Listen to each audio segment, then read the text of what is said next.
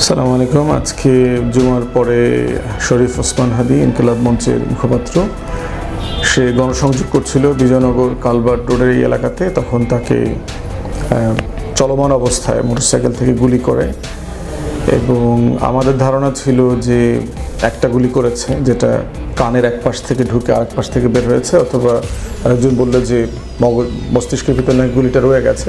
তো টেকনিক্যাল জায়গায় আমি যাব না। আমাদের মূল বিষয় হচ্ছে যে এই রকম একটা আশঙ্কার খবর আমরা আরও মাস দুই আগে পেয়েছিলাম।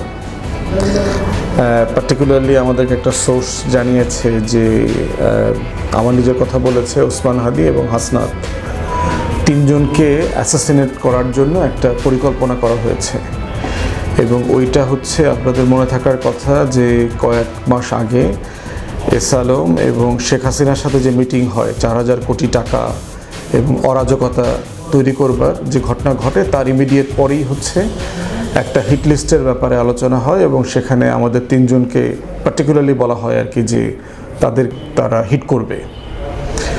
তো তখন আমরা, যেহেতু সোর্সটা খুব ক্রেডিবল এবং খুবই বিশ্বস্ত মনে হয়েছে, আমরা তখন এক দুজন খুব গুরুত্বপূর্ণ পত্রিকার সাংবাদিক এবং সম্পাদকদের সাথে বসেছি, কথা বলেছি, তাদেরকে জানিয়েছি।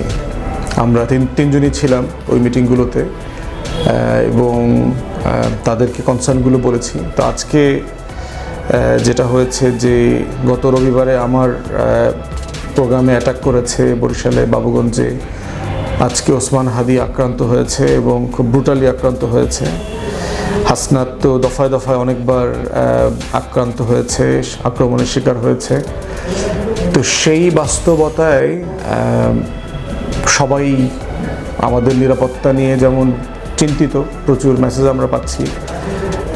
আমরা সবার প্রতি অনেক কৃতজ্ঞতা, শুকরিয়া এবং আল্লাহ তাআলার কাছে দোয়া করা। নিরাপত্তা এমন একটা জিনিস যে পৃথিবীতে আসলে কোনো ফোর্স, কোনো ব্যক্তি, কোনো সংস্থা, বাহিনী আসলে কাউকে নিরাপত্তা দিতে পারে না। নিরাপত্তা দেওয়ার মালিক আমরা বিশ্বাস করি আল্লাহ রাব্বুল আলামিন, এবং উনি নিরাপত্তা দেন এবং নিরাপত্তা কেড়ে নেন। তো সেই জায়গাতে আল্লাহ তাআলার কাছে উপরে ভরসা করা, ওনার কাছে দোয়া চাওয়া ছাড়া ইনফ্যাক্ট আমাদের খুব বেশি কিছু করবার নাই। আর বাকিটা হচ্ছে যে এই সন্ত্রাসীরা আসলে কি করতে চাচ্ছে, কারা কারা হতে পারে এখানে।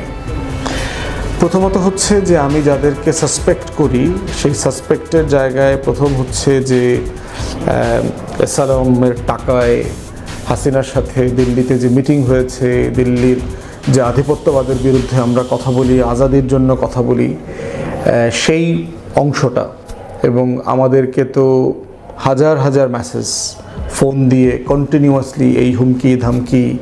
এরপর হচ্ছে আমাদের ফোন নাম্বার আওয়ামী লীগের বিভিন্ন সাংবাদিকদের মাধ্যমে আওয়ামী লীগের বিভিন্ন ব্যক্তি এগুলো পাবলিক করে দেয়। সেখান থেকে আমরা শত শত হাজার হাজার ফোন মেসেজ আসে, গালাগালি, হুমকি, মেরে ফেলবে, এটা সেটা, এগুলো তো আমরা কন্টিনিউয়াসলি পাই।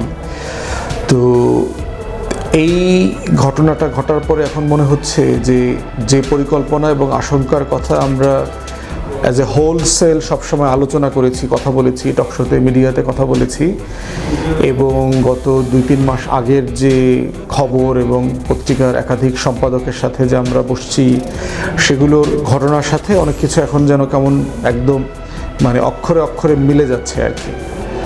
আমরা যারা আওয়ামী লীগ এবং দিল্লির আধিপত্যবাদ সম্পর্কে জানি, তাদের পক্ষে এই ধরনের ঘটনা ঘটানো খুবই স্বাভাবিক।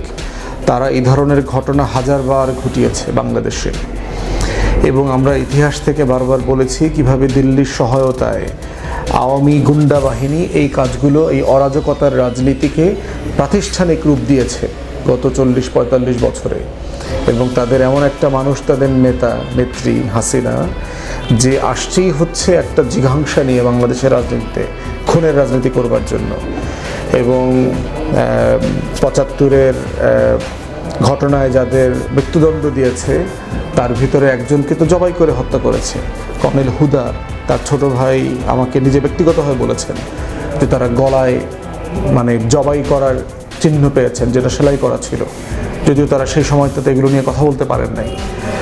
তো তো সেই বাস্তবতায় আওয়ামী লীগের রাজনীতি সম্পর্কে তো আমরা জানি। মতিউর রহমান রেন্টুর বই যারা পড়েছেন আমার ফাঁসি চাই তারা জানবেন।